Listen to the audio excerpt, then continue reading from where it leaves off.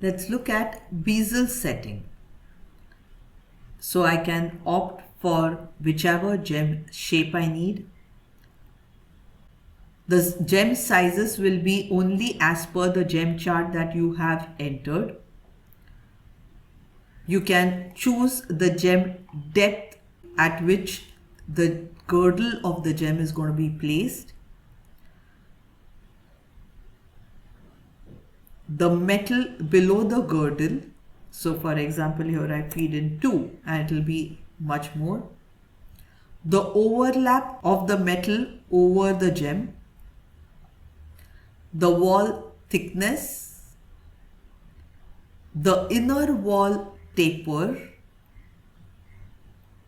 The outer wall taper. The outer edge depth.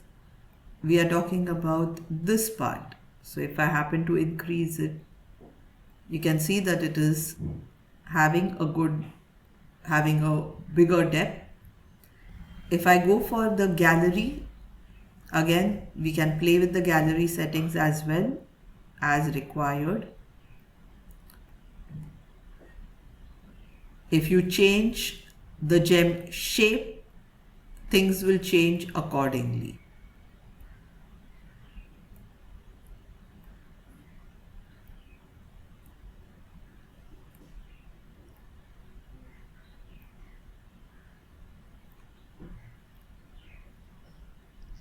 You can bake the settings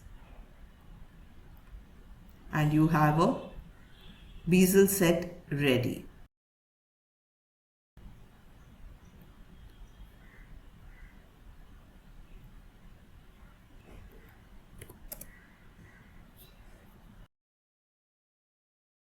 In case there is one of the diamonds which is not adhering to the regular gem proportions that we have, you can always go into gem proportions tick mark. Currently you can see it is 0.2. I'm changing this to, let's say, 3.3, and I can also specify the new carat weight to be updated.